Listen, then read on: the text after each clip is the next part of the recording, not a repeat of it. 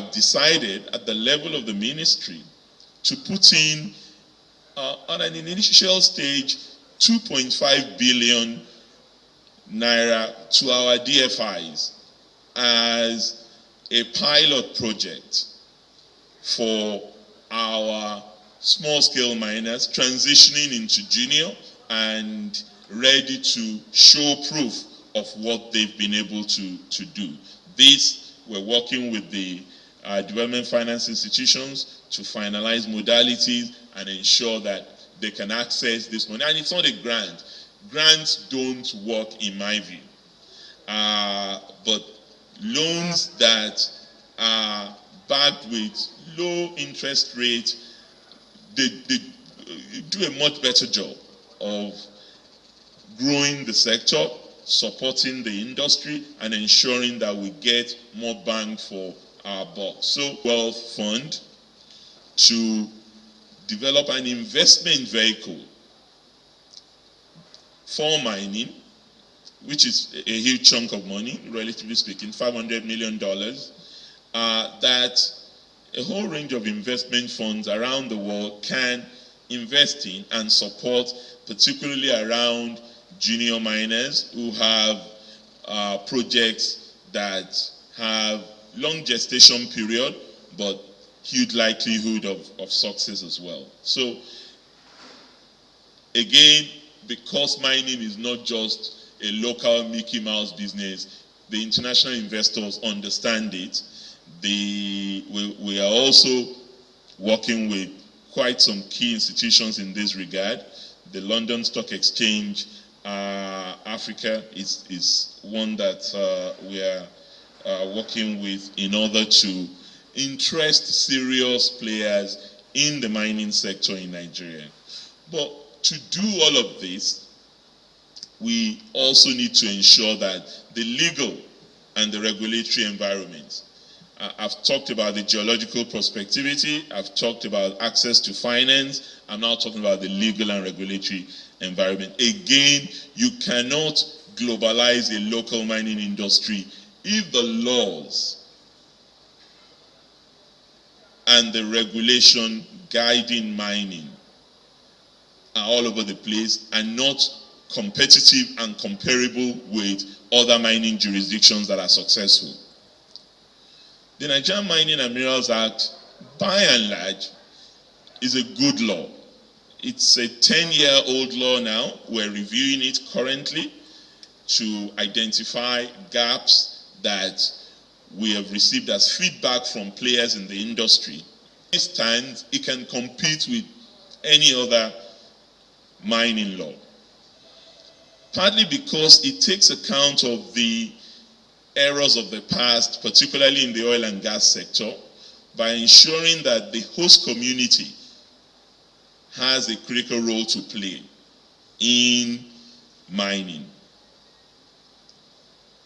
You cannot get a mining license in Nigeria without a consent from the host community where you're going to mine.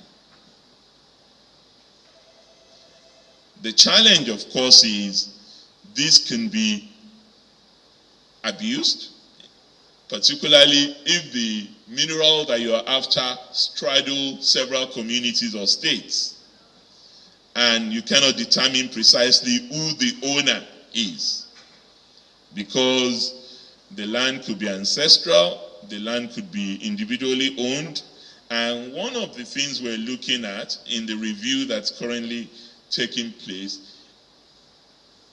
is to ensure that when you get a consent as an investor in mining, you don't have to worry about who the land belongs to.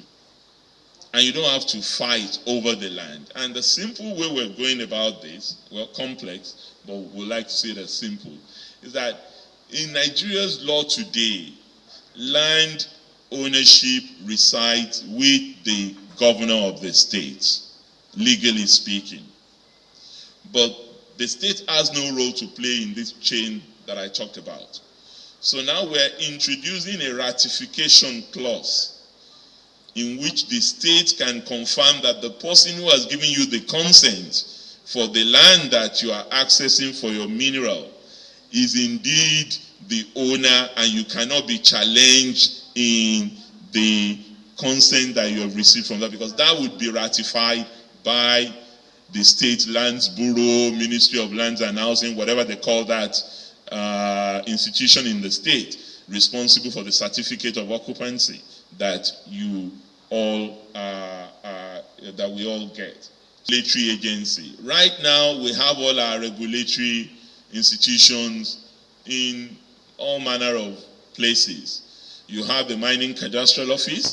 It's autonomous. It gives the license. You have the Department of Mines Inspectorate. It's in the ministry. You have the Mines Environmental Compliance Department. It's in the ministry. You have the Artisanal and Small-Scale Mining Department. It's also in the ministry, but they are all separate. What we have decided to do is to bring together under one roof all of our regulatory agencies and independent of the ministry, so that the ministry can focus on research, on investment, on trade exports and all that, rather than worrying our heads about regulatory issues. So what, in essence, we're doing is similar to what you have in the power sector, where you have the Electricity Regulatory Commission, or in the communication sector, where you have the Nigerian Communications Commission. Again, this is in line with international best practice. I believe even the oil industry has introduced the same thing in their 7 big wins. They're collapsing PPRA, PEF, and a whole range of regulatory industries into one single industry regulator in the oil and gas sector. So that's 4. 5 for us is state-federal relations. This is not just a mining problem. This is a Nigerian problem. And why is this so? Mining is on the exclusive legislative list, meaning it is only this man before you who regulates mining in Nigeria. I'm the only one who approves licenses in Nigeria. I'm the only one who signs off explosive in Nigeria. No state has any legal right or jurisdiction to do anything in relation to mining, legally speaking. Still.gov.ng, you can read the entire document there. One clear problem that we have is that even the mineral types that are available in Nigeria, our people prefer to just take them out raw. And they lose a lot of money. If you take out raw lead zinc, if you look at the current price on the London Metal Exchange, you'll probably get $200 per ton. But if you beneficiate it, that is, if you process it, it shoots up to $1,800. But because we are always looking for quick bucks, or we don't have the resources to set up processing plants, we lose out. So government is not in the business of banning,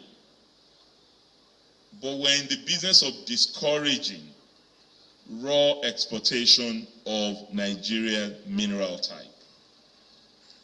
And we're working with customs on this.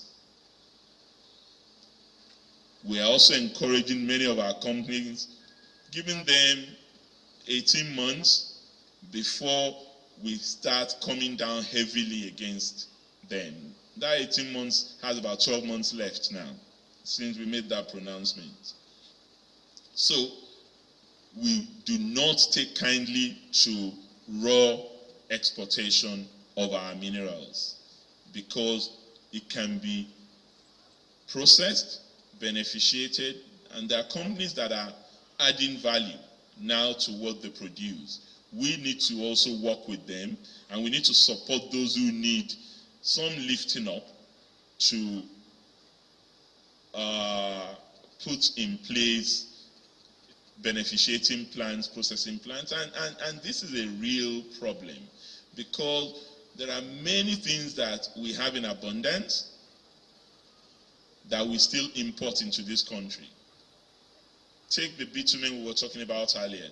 80% of the bitumen used in this country in the road construction sector comes from outside.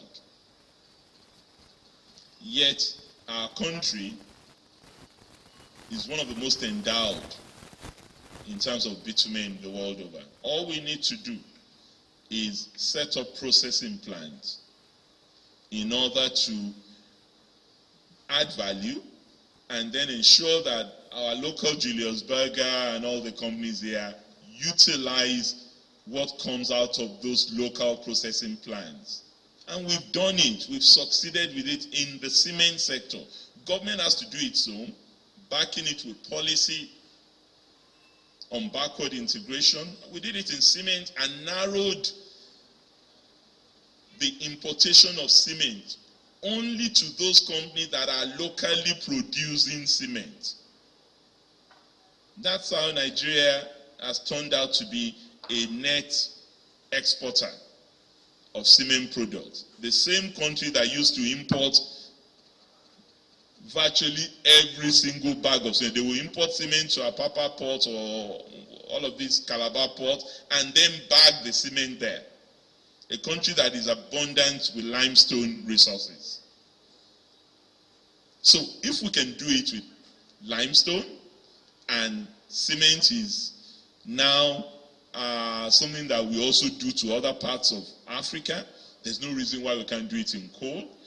Eta Zuma is there. Eta Zuma is doing quite some work on coal. I commend Ambassador Ayologo and his team for that. We can do it in bitumen. We can do it in lead zinc. We can do it in barite.